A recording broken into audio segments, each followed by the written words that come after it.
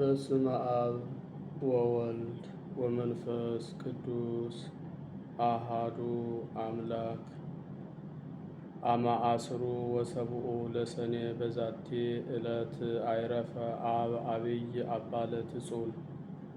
አንድ አምላክ በሆነ በአብ በወልድ በመንፈስ ቅዱስ ስም ሰኔ 17 በዚች ቀን ታላቁ አባት አባ ለትጹን አረፈ። ይህም አባት ከብህንሳ ሀገር ነበር። ጎልማሳ በነበረ ጊዜም ነፍሱን ሊያድናት የሚሻ ይጣላት፣ ነፍሱን ስለ እኔ የጣላትም ያገኛታል፣ ለዘላለም ሕይወትም ይጠብቃታል የሚለውን በቅዱስ ወንጌል ውስጥ የተጻፈውን የሕያው ንጉሥን ቃል ሰማ። ወዲያውኑ ልቡ ስለ እግዚአብሔር ፍቅርና ስለ ዘላለማዊ ተድላ እንደ እሳት ነደደ። ቅዱስ ቁርባንንም ተቀብሎ እጽዋት ወደሚባል ገዳም ሄደ። በጾም በጸሎትና በስግደት ታላቅ ተጋድሎን ያለማቋረጥ ይጋደል ጀመር። ሰባት ቀንም ይጾም ነበረ። የእግዚአብሔርም መልአክ ተገለጠለትና የምንኩስና ልብስን ያለብሰው ዘንድ ወደ አባ ኤስድሮስ እንዲሄድ አዘዘው። እርሱም መልአኩ እንዳዘዘው ሄደ። አባ ኤስድሮስም በልብሱና በአስኬማው ላይ 40 ቀኖች ጸለየ። ከዚያም በኋላ ልብሱንና አስኬማውን አለበሰው፣ በገድል መጠመድን ጨመረ። ከዚህም በኋላ በመምህሩ ፈቃድ ወጥቶ እየተጋ እየጾመና እየተጋደለ ብቻውን ኖረ። ከእርሱም አቅራቢያ የሆነ አንድ ገዳም ነበረ። የገዳሙን መነኮሳትም ይጎበኛቸው ነበር።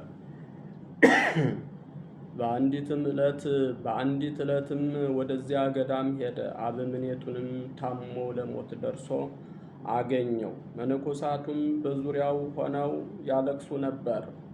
አባ ለትጹንም የሰይጣን ሰራዊትን ከበውት ደስ ሲላቸው አያቸው።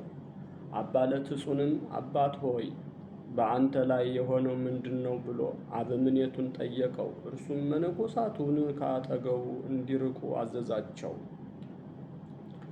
ከዚህም በኋላ ያደረገውን በደሉን ኃጢአቱን ሊነግረው ጀመረ። እንዲህም አለው፣ ከእኔ አስቀድሞ እንደ እርሱ ያለ ማንም ያልሰራው ኃጢአትን ሰርቻለሁና አባቴ ሆይ በጸሎትህ አትርሳኝ። እኔ ቅስና ልሾም ፈልጌ ባልሾሙኝ ጊዜ ወደ ሌላ ሀገር ሄድሁ። ኤጲስቆጶስም ቅስና ሹሞኛል ብዬ በድፍረት በቁርባኑ ላይ የምቀድስ ሆንኩ። ለጠላሁትም በቁርባኑ መሥዋዕት ውስጥ መርዝ አድርጌ እሰጠዋለሁ፣ እርሱም ይሞታል። ከእናቴም ጋራ 10 ጊዜ ተኝቻለሁ። ከእኔም ጸንሳ ለመውለድ በደረሰች ጊዜ ስራይ አጠጥቼ ሕፃኑን በሆዷ ውስጥ ገደልሁት። ኃጢአቴ ብዙ ነው፣ ተነግሮ አያልቅም። ከበጎ ስራ ምንም አይነት የሰራሁት የለም። ነገር ግን በጸሎትህ አስበኝ፣ አትርሳኝ። ከዚህ ከኃላፊው ዓለም መውጫዬ ደርሷልና ወዲያውም በክፉ አሟሟት ሞተ። ነፍሱንም አጋንንት ሲቀርቧትና ሲቀበሏትና በየራሱ በሆነ ስቃይ ሲያሰቃዩት አባ ለትጹን አያት። አባ ለትጹንም የመረረ ልቅሶን አለቀሰ። አባ ለትጹን ስለ ወዳጆቹ ነፍሱን አሳልፎ የሚሰጥ ያለ ከሆነ ከዚህ የሚበልጥ ፍቅር የለም የሚለውን የቅዱስ ወንጌልን ቃል አሰበ። አባ ለትጹንም ስለዚህ ኃጥእ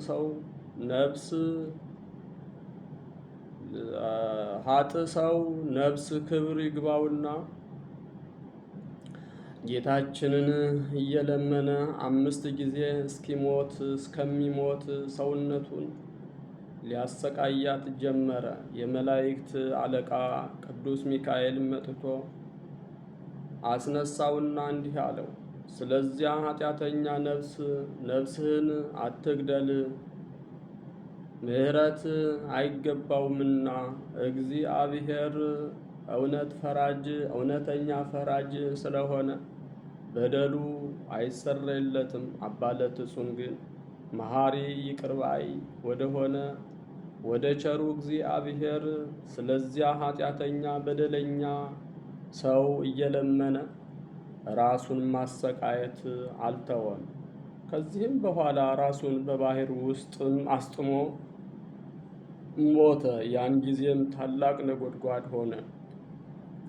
ክብር ይግባውና ጌታችን አምላካችን መድኃኒታችን ኢየሱስ ክርስቶስ ወርዶ በባህሩ ዳር ተቀመጠ። ከባህርም አውጥቶ ከሞት ያድነው ዘንድ ሚካኤልን አዘዘው።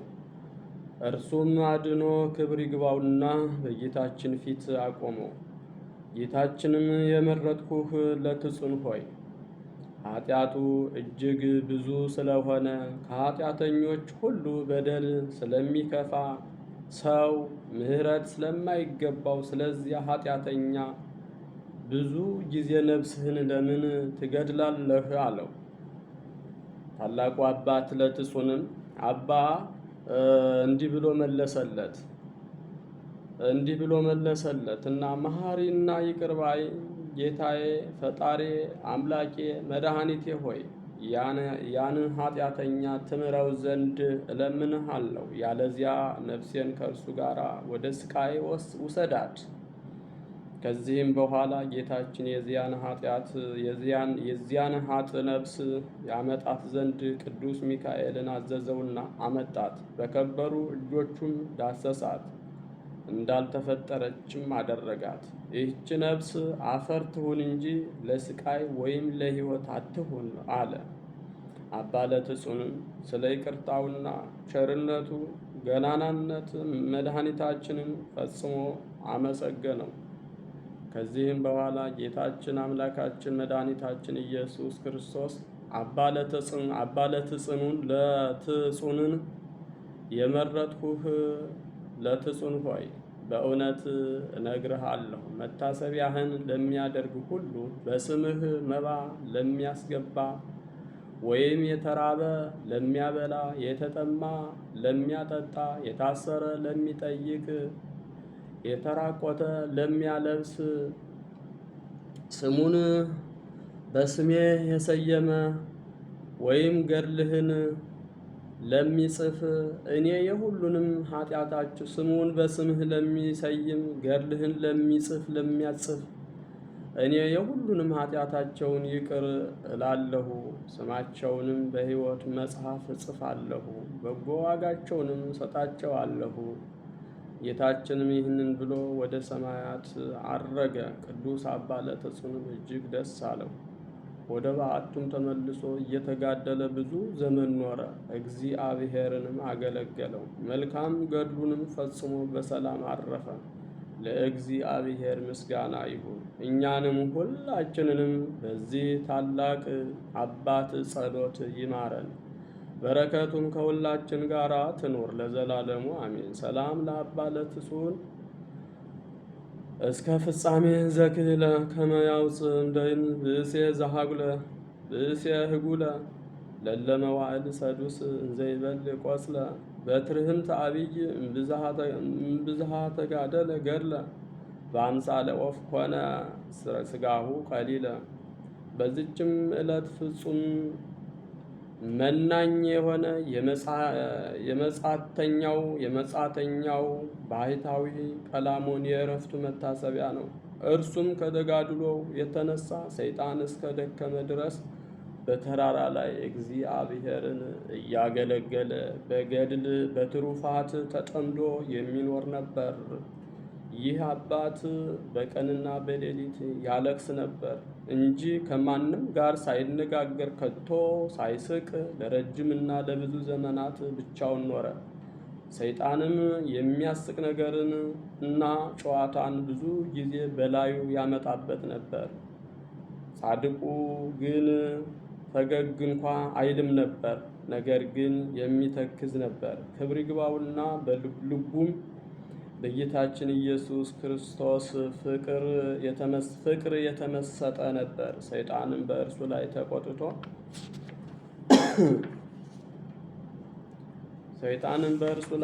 ተቆጥቶ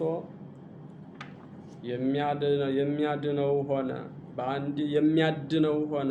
በአንዲት ቀንም አባ ጰላሞን የእጅ ሥራውን ሊሸጥ ተነስቶ ሄደ። ሲጓዝም ሰይጣን ጎዳናውን አሳተው፣ ልቡንም መሰጠው እንጂ ያውቅ ዘንድ አልተወውም። ከ7 ቀኖችም ፍጻሜ በኋላ አባ ጰላሞን ከረሃብና ከጥማት ብዛት የተነሳ በምድር ላይ ወደቀ፣ ለመሞትም ደረሰ። ሰውን የሚወድ ቸሩ እግዚአብሔርን እንዲጠፋ አልተወውም። ነገር ግን ሰይጣንን ከእርሱ አርቆ አሳደደው። አረጋዊ አባ ጰላሞንም በእርሱ የሆነውን ባወቀ ጊዜ ጌታዬ ኢየሱስ ክርስቶስ ሆይ እርዳኝ ብሎ ጮኸ። ወዲያውኑ ጰላሞን ሆይ አትፍራ፣ ከእንግዲህ ወዲህ ጠላት በአንተ ላይ ክፉ ሊሰራ አይችልም። ነገር ግን ተነስተህ ወደ ደቡብ ጥቂት ተጓዝ። በዚያም በተራራው አጠገብ የሚኖር ስሙ ለትጹን የሚባል ሽማግሌ ጻድቅ ሰው ታገኛለህ። እርሱም ስለ ስሜ ብዙ መከራ የተቀበለ ያደረግከውን ሁሉ ሰይጣንም እንዴት እንዳሳተህ ንገረው። እርሱ ኃጢአትህ እስቲሰረይ ስለ አንተ ይጸልያልና የሚል ቃልን ሰማ። ወዲያውንም ብፁዕ አባ ጰላሞን ተነስቶ ከእጅ ሥራው ጥቂት ተሸክሞ አቤቱ በስምህ አድነኝ የሚለውን የዳዊት መዝሙር እስከ ፍጻሜው ዳግመኛም 63ኛውን መዝሙር እያነበበ ቃሉ ወዳመለከተው ሄደ። ጌታችንም መርቶ ወደ ሽማግሌው አባ ለትጹን አደረሰው። አባ ለትጹንም ባየው ጊዜ በደስታ ተቀብሎ ሰላምታ ሰጠው። ወደ ተራራውም አወጣው። ከጸለዩም በኋላ ተቀመጡ። አባ ጰላሞንም የመረረ ልቅሶን እያለቀሰ ሊነግረው ጀመረ። ከትንሽነቱ ጀምሮ ሰይጣንም እንዳሳተው እንዲህ ብሎ ነገረው። በአንዲት ዕለት የእጅ ሥራዬን ልሸጥ በግብፅ ገበያ መንገድ ስጓዝ አለው። ሰይጣን መጥቶ ልቤን አዘነጋት። መድኃኒቴ የሚሆነኝን የጌታዬ ኢየሱስ ክርስቶስ ስም እጠራ ዘንድ አልተወኝም።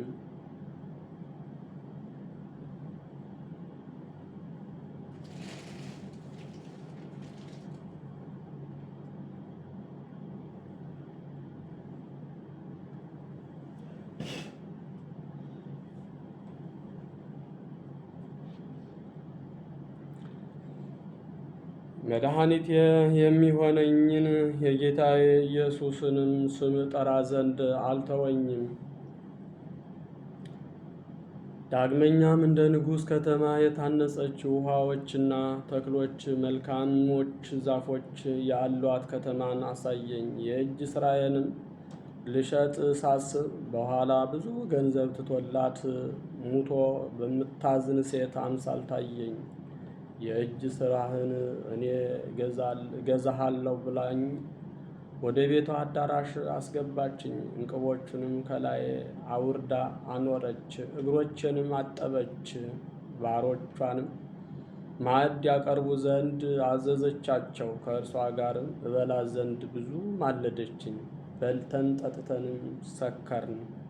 ስንጨዋወትም ባሮቿ ሁሉም ወጡ፣ ሁለታችን ብቻችንን ቀረን። ያን ጊዜም ልቤ በዝሙት እሳት ተቃጠለ። እግዚአብሔርንም መላእክቶቹንም ቢሆን አላሰብኩም። በእርግጥ ከእርሷ ጋር እንደሚተኛ ሆንኩ። ከዚህ በኋላ በነቃሁ ጊዜ ብመለከት ምንም ነገር አላገኘሁ። ሴትም ማዕድም ቤትም አትክልትም ቢሆን አላገኘሁም። ነገር ግን ራሴን ከተራራው በታች አገኘሁ። እንዳልበላና እንዳልጠጣም ሆንኩ። እጅግም አለቀስኩ። ሰይጣንንም በሩቅ ቆሞ መጻተኛ ጰላሞን ሆይ ወዮልህ፣ እንደ ወፍ ላጠምድህ በአንተ ላይ በርትቻለሁና እያለ ሲዘብትብኝ አየሁት። ነገሩንም ሰምቼ በመስቀል ምልክት በላይ አማተብኩ። ከእኔም ሸሸ። አሁንም አባቴ ለትጹን ሆይ በደሌን ይቅር ይለኝ ዘንድ ወደ እግዚአብሔር እንድትለምንልኝ በቅድስናህ ተማጽኛለሁ። ቅዱስ አባ ለትጹንም አይዞህ እግዚአብሔር ኃጢአትህን ይቅር እንደሚልህ አምናለሁ ብሎ መለሰለት። ከዚህም በኋላ ተነስቶ 3 መዓልትና 3 ሌሊት ጸለየ። ወደ እነርሱም እንዲህ የሚል ቃል መጣ። የታመናችሁ አገልጋዮቼ አትፍሩ። ከእንግዲህ ወዲህ ጠላት በእናንተ ላይ አይበረታታም። ጰላሞንም የሠራውን ኃጢአት በራሱ በሰይጣን ላይ አደረግሁ። የጰላሞንን ኃጢአት ብቻ አይደለም፣ ነገር ግን የሚፈትናቸውን ሰዎች ሁሉ ኃጢአታቸውን በሰይጣን በራሱ ላይ እመልሳለሁ። ከዚህ በኋላ አባ ጰላሞን ከአባ ለትጹን በረከትን ተቀብሎ እግዚአብሔርን እያመሰገነ ወደ በዓቱ ሄደ። ተጋድሎውንም ሁሉ ፈጽሞ በሰላም አረፈ።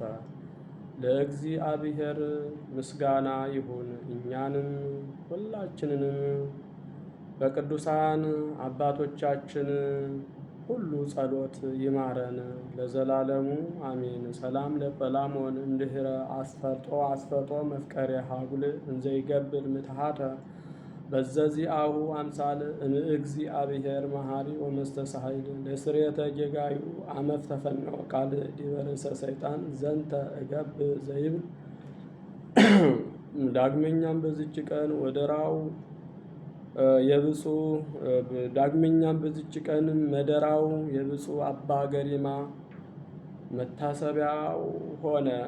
የዚህም ቅዱስ አባቱ የሮም ንጉሥ ነበር። ስሙም መስፍንያኖስ ይባላል። የንግሥት እናቱ ስምም ሰፍንግያ ነው። እርሷም መካን ስለሆነች በእናቱ በቅድስት ድንግል እመቤታችን ማርያም አማላጅነት በመማፀን ወደ እግዚአብሔር ሁልጊዜ እየለመነች ኖረች። ከዚህ በኋላ ይህን የተባረከ ልጅ ተቀበለች። ስሙንም ይስሐቅ ብላ ጠራችው። ጥቂት ባደገ ጊዜም የቤተ ክርስቲያን ትምህርት አስተምረው ዲቁና አሾሙት። አባቱ በሞተ ጊዜ የሮም ሰዎች በአባቱ ዙፋን ላይ አነገሱት። እየፈረደና በቅን እየገዛ 7 ዓመት ኖረ። በዋሻ የሚኖረው አባ ጴንጤሌዎንም በሰማ ጊዜ እንዲህ ብሎ ወደ እርሱ ላከ። ልጄ ይስሐቅ ሆይ ሙታኖቻቸውን ይቀብሩ ዘንድ ሙታኖችን ተዋቸው። አንተ ግን ክብር ይግባውና የክርስቶስን የማያልፍ መንግሥት ትሻ ዘንድ ወደ እኔ ና። አባ ገሪማም መልእክቱን ደርሶት በሰማ ጊዜ መንግሥቱን ትቶ በሌሊት ወጥቶ ሄደ። ያን ጊዜም ጌታ የላከው የመላእክት አለቃ ቅዱስ ገብርኤል ተገለጠለት። ብርሃናውያን በሆኑ ክንፎቹም ተሸክሞ የ10 ወር የሚሆነውን መንገድ በ3 ሰዓት አደረሰው። አባ ጰንጠሌዎንም ደጅ አቁመው ይህም በኢትዮጵያ ንጉሥ በዕለአሚድ ዘመን ነበር። አባ ጰንጠሌዎንም ቅዱስ ይስሐቅን ባየው ጊዜ ደስ ብሎት አቅፎ ሳመው። ወደ በዓቱም አስገብቶ የምንኩስና ልብስን አለበሰው። ይስሐቅም በጾም በጸሎትና በስግደት ተጠምዶ ቆዳው ከአጽሙ እስከሚጣበቅ ሲጋደል ኖረ። ከዚህም በኋላ መደራ ወደተባለ ቦታ ሄደ። በዚያም ድንቅና ታምር እያደረገ በሽተኞችን በመፈወስና አጋንንትን በማስወጣት ብዙ ዘመን ኖረ። በአንዲት ዕለትም በጠዋት ስንዴ ዘራ፣ በሰርክም አዝመራውን ሰብስቦ አስገባ። ከእርሱም መሥዋዕትን አሳረገ። በማግስቱም በግራር ዛፍ ላይ በሮችን አውጥቶ የስንዴውን ነዶ አበራየ። 77 የዕንቅብ መስፈሪያም ሆነ። ሁለተኛም የወይን ሐረግ በዓለት ላይ ተከለ። ወዲያውም በቀለች፣ አበበችና ፈራች። በእርሷም መሥዋዕትን አሳረገ። አንዲት ቀንም ሲጽፍ መሸና ፀሐይ ሊጠልቅ ተቃረበ። በቦታውም እንዲቆም አዘዘው። ጽሕፈቱንም እስኪጨርስ ቆመ። ምራቁንም ትፍ ባለበት ዘንድ እስከ ዛሬ ለበሽተኞች ፈውስ ሆኖ ይኖራል። ከእጁም ብዕር በወደቀ ጊዜ ወዲያው በቀለ፣ አቆጥቁጦም አደገ። በአንዲት ዕለትም ሰዎች ወደ አባ ጰንጠሌዎን መጥተው ቀሲስ ይስሐቅ እኮ ከበላ በኋላ የቁርባን ቅዳሴ ቀደሰ ብለው ነገሩት። አባ ጰንጠሌዎንም ወደ እርሱ ሂዶ ልጄ ይስሐቅ ሆይ ምስጢር ስላለኝ ካጠገባችን ሰዎችን አስገልል አለው። የምነግር ምስጢር ስላለኝ ካጠገባችን ሰዎችን አግልል አለው። ይስሐቅም ሰዎችን ተውና እንጨቶችና ድንጋዮችም ይገለሉ አለ። ወዲያውንም እንጨቶችና ድንጋዮች አንድ ምዕራፍ ያህል ሸሹ። አባ ጰንጠሌዎንም ልጄ ይስሐቅ ገረምከኝ አለ። ስለዚህም ከዚያች ጊዜ ጀምሮ ገሪማ ተባለ። መልካም ተጋድሎውንና የቀን አካሄዱን በፈጸመ ጊዜ ክብር ይግባውና መድኃኒታችን ኢየሱስ ክርስቶስ ተገለጠለት። ስሙን ለሚጠራ መታሰቢያውን ለሚያደርግ ገድሉንም ለሚያጽፍ ለሚያነበውና ለሚተረጉመው ስማቸውን በሕይወት መጽሐፍ እንደሚጽፍ ቃል ኪዳን ሰጠው። ዳግመኛም የተራበውን ላበላ የተጠማውን ላጠጣ እኔ የሕይወት እንጀራን እመግበዋለሁ፣ የድኅነት ጽዋንም አጠጣዋለሁ አለ። በቤተ ክርስቲያንህም በማሕሌት ያመሰገነውንና የጸለየውን እኔ የመላእክትን ምስጋና አሰማዋለሁ።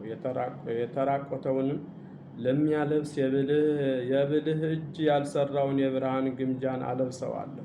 ነፍሱም ከሥጋው በምትለይ ጊዜ የጨለማ መላእክት አይቀርቡትም፣ የብርሃን መላእክትም በዙሪያው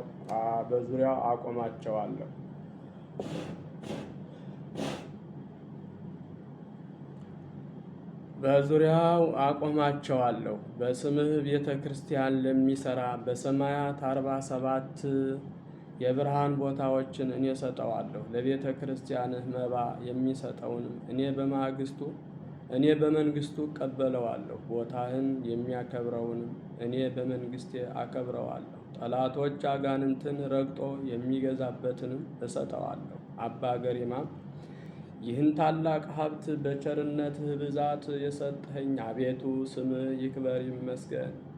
ግን ጌታዬ ሆይ መታሰቢያዬን ላደረገ ገድሌንም ለጻፈ እስከ ስንት ትውልድ ትምርልኛለህ? አለ። መድኃኒታችንም እንዲህ አለው፣ እስከ 12 ትውልድ እምርልሃለሁ አለው። አባ ገሪማም መድኃኒታችንን ኢየሱስ ክርስቶስን ልጆች ባይኖሩትስ ምን ታደርግለታለህ? አለው። መድኃኒታችንም 12 እጥፍ ክብር እሰጠዋለሁ ብሎ መለሰለት። ዳግመኛ የሞት ጥላ እንደማያገኝህ ታላቅ የምሥራች እነግርሃለሁ አለው። ይህንንም ተናግሮ ሰላምታም ሰጥቶ በታላቅ ክብር ወደ ሰማያት አረገ። ቅዱስ አባ ገሪማም በልቡ ደስ ተሰኘ። ወዲያውኑም በብርሃን ሰረገላ ተነጥቆ ብሔረ ሕያዋን ገባ። ለእግዚአብሔር ምስጋና ይሁን። እኛንም ሁላችንንም በዚህ ታላቅ አባት በአባ ገሪማ ጸሎት ይማረን፣ በረከቱም ከእኛ ጋር ትኑር ለዘላለሙ አሜን። ሰላም ለአባ ገሪማ ለአርእዮ አዚዝ ኃይሉ ዘአስተራከበ ዘርአ ወአስተላጸቀ ምስለ ፍሬ ሰብሉ ዝንቱ ጻድቅ ማህበ ይሄሉ እምገጸ በዩ ወእምድምፀ ግሩም ቃሉ አይባን ተግህሱ ወፀው ሰሰሉ። ዳግመኛም በዚች ዕለት የሰማዕታት የነ አኮራን፣ የበርተሎሜዎስ፣ የለእስክንድሮስ፣ የዮሴፍና የጻድቂቱ አርሴማ መታሰቢያቸው ነው። እግዚአብሔር በጸሎታቸው ይማረን ለዘላለሙ አሜን። በስመ አብ ወወልድ ወመንፈስ ቅዱስ አሃዱ አምላክ አመ ዐሥሩ ወሰሙኑ በሰኔ በዛቲ ዕለት አይረፍ አብ አባ ድሜያኖስ ሊቀ ጳጳሳት ዘሀገረ እስክንድርያ ሙልቆሙ ለአበው ሊቃነ ጳጳሳት 45ቱ